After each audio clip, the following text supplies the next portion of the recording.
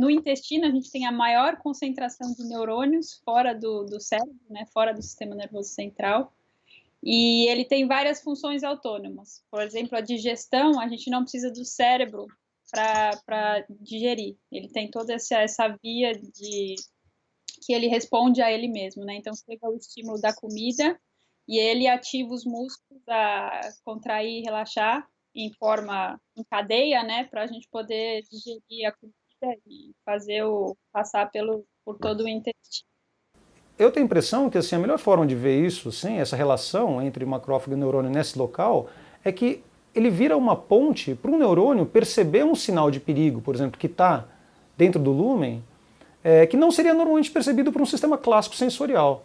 Então, se a gente acha que o nosso sistema sensorial é visão, tato, audição, não sei o quê, esse sistema é um sistema sensorial, entre aspas, para perceber alterações potencialmente problemáticas que estão acontecendo dentro do intestino. O intestino em si é um órgão muito interessante, né? Porque, além disso, ele também concentra o maior número de células imunes. Foi daí a ideia de estudar esse órgão em específico para essa interação neuroimune. Indiscutivelmente, assim, uma célula do sistema imune é muito mais adequada em termos de maquinaria molecular para perceber fragmentos de bactéria do que um neurônio. Então, assim, o fato de existir tanto macrófago lá, no nosso ponto de vista, facilita essa transdução de um sinal que está na luz, que pode ser, por exemplo, uma bactéria potencialmente patogênica, para o neurônio para poder organizar e desencadear essa resposta mais global. E essa resposta tanto é sinalizando que existe isso, quanto modulando a expressão gênica de outras células. Então, o que acontece à distância com o macrófago que está na muscular é ser inervado por um neurônio que foi, de alguma forma, estimulado por esse que percebeu a alteração do conteúdo do intestino, e essa inervação nesse que está à distância faz com que ele mude a sua programação gênica para poder ficar a postos para se precisar responder para alguma coisa mais complicada, ou seja, dano tecidual. E, na verdade, é a área do nosso corpo que está mais exposta ao ambiente, né? Porque o intestino ele é muito grande. Então, tudo que a gente come passa por aí e o corpo tem que responder. Fora o enorme número de bactérias que a gente convive sempre, né? Que são bastante importantes. O intestino é a maior interface que a gente tem com o mundo, assim, né? Então a gente pensa na pele, mas a área do intestino é uma coisa absurdamente alta, assim.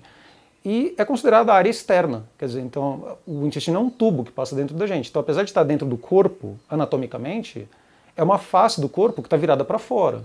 Tem uma porta, né? É uma porta enorme, assim. Mas a estimativa de micro-organismos que estão na gente, e principalmente no intestino, é que a gente tem muito mais células dos outros do que nossas, assim, né? Tem mais célula na gente que não é nossa do que célula de Homo sapiens, assim. E como já se sabe hoje em dia que diversas doenças do intestino, ou quando você tem alguma infecção, você também acaba tendo problemas de estresse, de mau humor e coisas assim, que a gente ainda não sabe explicar como essa informação passa, mas já é aceito que de fato existe essa comunicação. A gente está percebendo cada vez mais que não é não só um problema, como nem uma coincidência, mas assim, a existência desses micro-organismos é crítica para a sobrevivência. Da mesma forma como isso acontece com uma bactéria, eu não tenho dúvida que acontece, por exemplo, com um antígeno alimentar, se a pessoa é alérgica a essa comida ou não.